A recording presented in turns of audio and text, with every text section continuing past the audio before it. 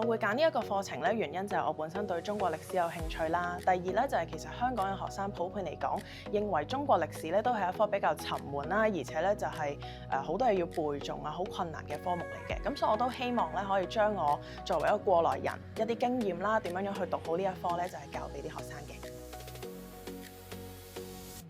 我認為係我 Year 5嘅一次實習經驗咧，係產生咗好大嘅影響嘅。咁嗰一次嘅實習咧，就唔再係喺母校啦，係一個完全陌生嘅環境啦，唔同嘅老師同埋陌生嘅學生。而嗰次最大嘅挑戰咧，就係要教非華語嘅學生，咁啊要用英文去教中史咧，相對嚟講就非常之困難啦，因為有好多新嘅生字啊等等。可想而知啦，咁第一次試到就係麻麻地嘅，咁所以咧其實佢都為我帶嚟咗好大嘅挫折。咁但係正正因為呢個挫折咧，令到我更加認真咁樣去思考，點樣去設計一個更加好嘅課堂去俾啲學生，咁所以令到我今日啦，我都會經常去思考啦，就係點樣先可以唔止係做得到，而係要去做得好嘅。咁喺教大入面咧，就係可以有一啲好專業嘅知識啦，就係去了解翻呢啲同學究竟點樣先可以學得好。咁所以喺譬如而家嘅工作環境入面啦，我都會經常性去諗下點樣去設計，譬如可能係簡報啊，或者係工作紙嘅時候咧，等佢哋可以學得到啦，又做得到嘅。我希望就係透過歷史嘅教育啦，其實就係去裝備學生有一個分析嘅能力，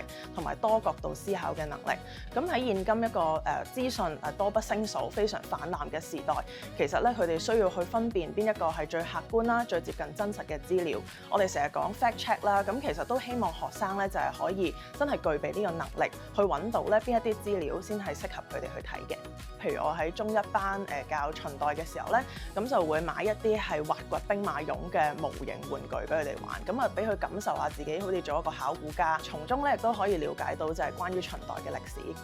永橋咧係好喜愛中國歷史呢一科啦，同埋佢係好勇於接受挑戰嘅。咁特別深刻啦，有兩個片段。第一個咧就係喺課堂入邊咧進行試教，佢同組嘅同學咧揀咗唐代婦女生活面貌嘅主題，由服飾啦、妝容入手，一步一步咧去設計一啲教學嘅活動啦，帶動佢嘅同學咧了解唐代嘅審美觀、彩妝服飾嘅特色。咁通過呢啲咧去反映唐代開放嘅文化同埋社會風氣，讓到咧佢嘅學生咧都可以走進歷史啦，係有趣味咁樣去學習嘅。咁作為一名中國歷史科嘅老師咧，咁我睇到阿永橋咧係對史料有敏鋭嘅觸覺啦，咁同埋咧佢都會懂得帶住學生啦，用明辨性思維咧去閱讀唔同嘅歷史材料嘅。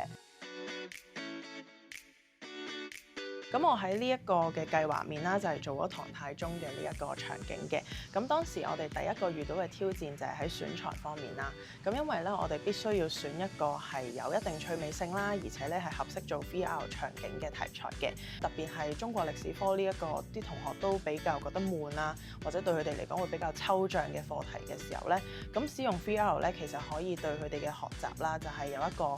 更加好嘅影響。其實我哋主要咧就想透過沉浸同埋體驗嘅方式咧，帶學生咧去用第一身咧進入歷史，係啦，喺個過程入邊咧，我哋設計咗張騫啦、韓信啦、唐太宗等等歷史人物嘅一啲 VR 嘅場景，咁然後咧讓到學生喺個過程咧可以透過科技啦同歷史去拉近距離嘅，都希望學生係有好奇心啦、滿足感啦，咁從而咧透過學習歷史咧都可以提升到佢哋嘅正向心理。咁呢個其實都希望咧可以體現我哋歷史教學上邊嘅一個傳承啦，咁同埋咧亦都係推動中國歷史教育一個進步嘅重要因素嚟嘅。